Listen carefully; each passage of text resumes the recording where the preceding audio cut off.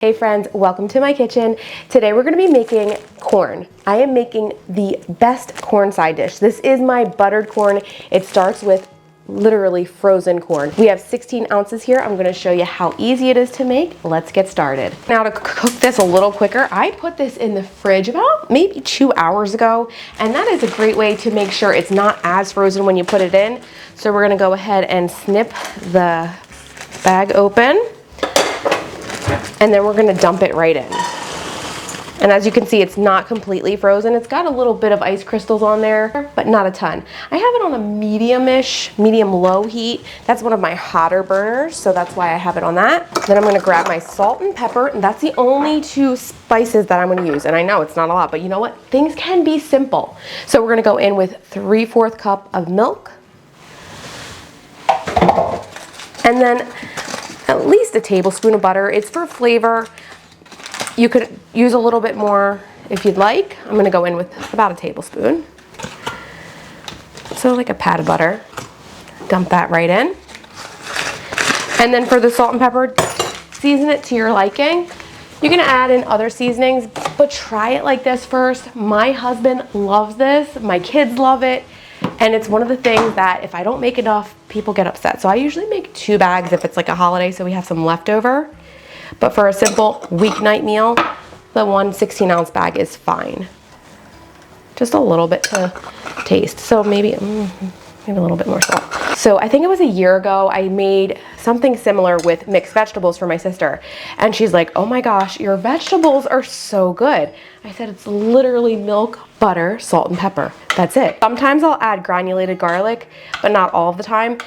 And I even do this with string beans, maybe not so much the milk, but I have a few different ways I do string beans. Corn, mixed vegetables, and even peas, I love doing the milk, salt, and pepper. And it's just so good. And you could even add a little bit of sugar if you want it a little sweeter. But this is like the ultimate little corn side dish. And you wouldn't even believe how easy it is to make. Growing up, my mom wasn't a huge fan of cooking. So I love to cook. I've been cooking since I'm like probably 7. I was making pork chops at 7 years old. I was cooking my own eggs. I was cooking for the family. And I discovered canned food in the cabinet and it just didn't taste good. So that's when I started experimenting with salt, pepper, milk, and butter. My mom would just literally take it out of the can, put it in a bowl, and say, here's dinner.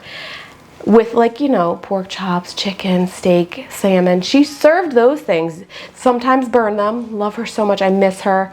And honestly, I would do anything for her burnt salmon right now, anything. I wish I could have that burnt salmon, but I've learned how to cook and add flavor. This may not seem like a lot of flavor to you, but it really is. Also, it may seem like a lot of milk, but there's a method to my madness.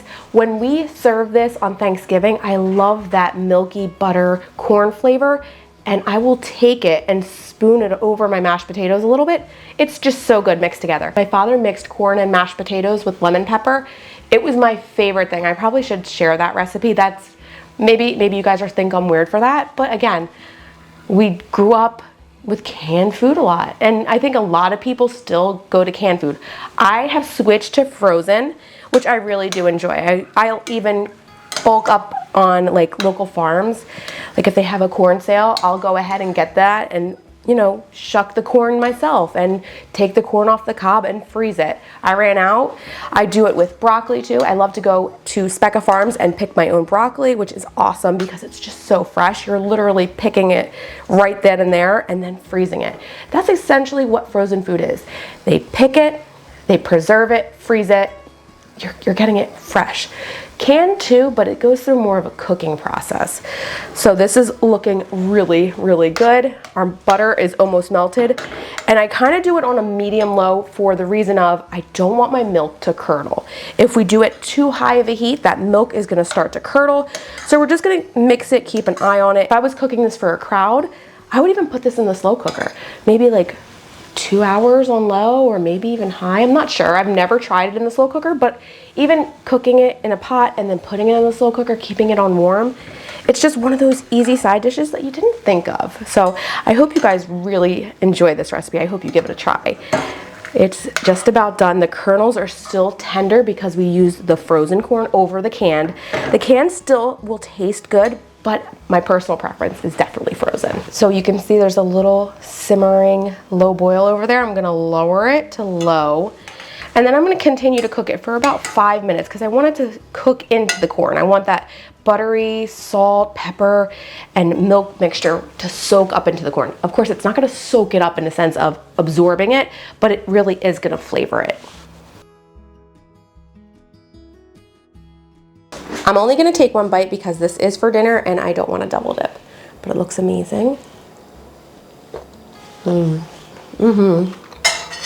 It's so good. I'm gonna share a few tips for the best buttered corn. Now, I prefer fresh or frozen, but you could also use canned. For the best flavor though, fresh or frozen. I like to use whole milk, but if you were dairy free, you could use oat milk. That was our preferred one. I used full fat Oatly and that was delicious with this.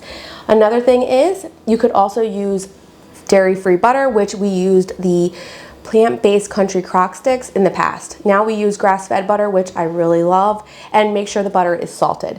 Since the butter is salted, make sure you taste for salt and taste for pepper. If you like less pepper, use less pepper. If you like more salt, use more salt. So make sure you taste it. I have tasting spoons in my drawer, so this way I can always taste something, put it in the sink, get another tasting spoon, put it in the sink. Now, if you wanted to make this gravy, the corn gravy we'll call it, the milk a little thicker, you could do that by making a roux, which is equal parts butter and flour. So you'll melt the butter in the pan with 1 tablespoon and then 1 tablespoon of flour, so equal parts. Mix it up until it's well combined. Cook down the flour a little bit because you don't want that flavor in there, and then add the remaining ingredients. I'm gonna keep this in my fridge for dinner tonight and I'll just reheat it then. It's easy to make in advance. I wanna thank you guys so much for watching. Take care and God bless you, friends. Bye.